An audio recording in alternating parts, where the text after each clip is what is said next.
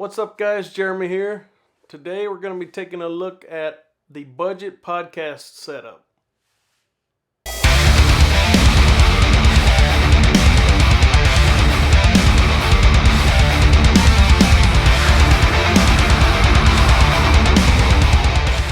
Alright, so in the last video I went over the easiest, cheapest way to get started on YouTube.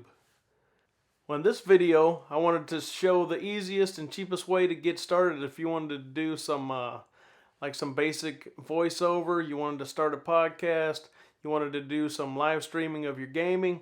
I'll show you a basic setup and kind of go through what that would cost you and talk about why you would want that and why maybe you would want something a little higher. First off, we're going to start with the microphone.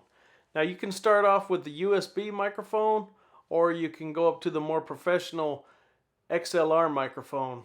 Most professional mics use the XLR connection, but that usually entails some extra equipment, so sometimes people don't want to buy that. So let's look at what we could do. We could either get something like the Blue Yeti, the Blue Snowball.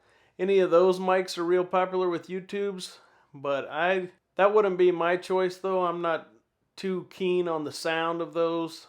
I think there's a lot of noise. What I would recommend is something like the Audio-Technica ATR 2100. That's a real nice microphone, and what I like about it is it's a USB or XLR. So if you just want to get started as cheap as possible, you can take that USB microphone, plug it straight into your computer, and fire up your favorite DAW and get started. Or if you want to start taking a little bit farther, you want to have a mixer or an audio interface, use different preamps, then you can just plug into the back of that into the XLR connector, and so that mic can kind of grow with you. All right, and you could step that up as different ways too. That's what's called a dynamic microphone. So a dynamic microphone does not require any phantom power. It can just be powered by the XLR cable or the USB cable, whatever you're using. You can get a condenser microphone. A large diaphragm condenser microphone is what a lot of people use. Those pick up more background sound and they require phantom power. So that's something that you have to look at. If you don't have the most quiet environment, maybe the dynamic mic is a little bit better for you in this situation. It'll kind of cancel out some of that background noise. And also, if you don't have money to spend on the extra equipment to get your audio interface or a mixer, then you go with that dynamic microphone, especially the USB. So let's show you what we have here. This is kind of an in-between. It has a USB microphone, but I have it hooked up by XLR to a mixer. So for the mixer, I have the Behringer Xenix Q1002 USB. With a lot of the older mixers, you actually had to have the mixer, then run the mixer into an audio interface, and then run that interface into your computer. With these mixers, they come with USB. The interface is already in the mixer, so you just run that straight out into your computer. Save some time and save some money as well. So this is nice because if you have multiple microphones or multiple things you need to input, different instruments, things like that, you can use a mixer for that. If you plan on just having either one instrument or one microphone plugged in, then you could use a smaller mixer, or you could use a small interface.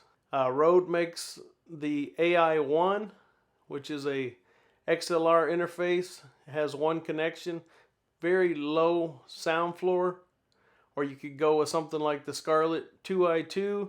That's a real popular model. Alright, so after you pick out the route you want to go there, do you want to go straight to an audio interface? Do you want to go straight to a mixer? Or do you want to stick with just using a USB microphone? So after we get that done, there's a few other things that we need. We need some sort of a shock mount. A lot of these microphones, you'll be surprised how much sound they're going to pick up from your hand noise, touching it, or just your keyboard, any kind of vibrations going through your desk. You'll hear everything. Alright, so after you get that, what I use is a extension arm that plugs right into the shock mount. So I have just a cheap one here I got off of Amazon. It's not the best, but it will get the job done. I would recommend at some point maybe going to something better like the Rode PSA-1. There's a couple other brands out there that make a decent one. But for now, we'll get started with this. And then next after that, we just need to get some sound deadening in your room. You don't want your voice ricocheting everywhere. So you got to think, if you're talking into a microphone, so you got to think if you don't have your room treated, these sound waves are going to be bouncing all over the place. So they'll go past the mic to the wall, bounce back behind you, and then back into the mic again, off the sides, off the ceiling, off the floor. So whenever we can, we need to try to deaden that. And I know it's expensive to go out and buy the acoustic panels and things like that, but what you can do is use blankets, use clothes, use pillows, use old mattresses. There's lots of different things. If you were to just say you were doing just some voiceover work, you take your microphone and stick it in your walk-in closet in between some clothes and just stand into your clothes and speak. Almost all of that noise is going to be absorbed into those clothing. Nothing's going to be resonating back in, and you'll be surprised the quality of audio you can get just with something simple like that. That was just a quick rundown of the basic equipment I think you'd need for starting a new podcast. So now let's take a look at the different digital audio workstations, or DAW, that you could use. If you're using a Mac, just start with something simple. Start with GarageBand. It's either free or $9.99. It's a pretty well featured DAW. It'll give you everything you need to do your editing and get your podcast recorded. If you're on Windows, start with something like Audacity. It's a free download, or you could get Reaper. Reaper has a lot of the things that you'd find in more expensive DAWs like Adobe Audition or Logic or Pro Tools at a much cheaper price. I believe it's $50. So that's something you can look at. If you're on Mac, you can always use Audition, or you could use Logic Pro or GarageBand, as I spoke of earlier. So just like when you're recording your videos, you need to get comfortable being in front of the microphone. A lot of times people will talk and you'll know their normal voice. Hey, this is Jeremy. How you doing? Blah, blah. Then they get in front of a microphone.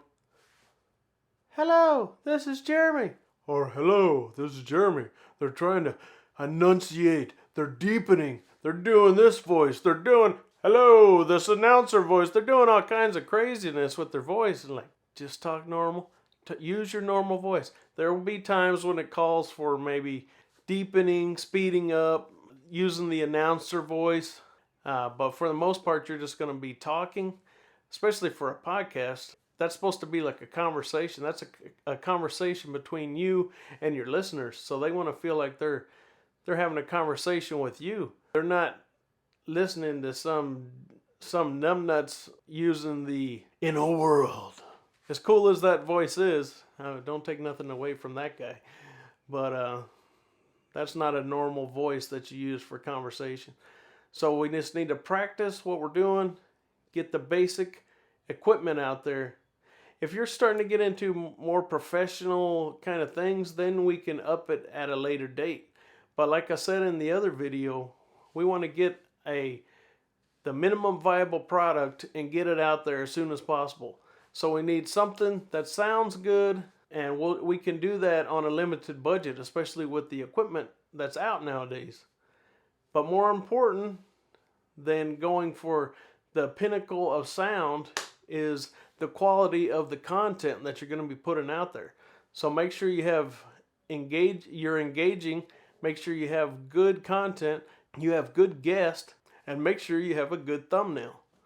Those are kind of some of the things that will get us out there and get us heard. That's what you need, is to get heard and then keep the people coming back because your content is good. So don't get caught up in the going for the best gear. If you don't want to start with the gear that I said and you want to go up a little bit, there's things you can look at like the Rode NT1. They have the new kit that comes with the shock mount, the pop filter, and now you can get it even with the Rode AI1 digital interface. That gives you a great mic, great interface, and it's $349 right now. So if you don't want to go with the other equipment I said, take a look at the Rode NT1. I think the Rode NT1 sounds a little more neutral and natural than the Rode NT1A that a lot of people recommend.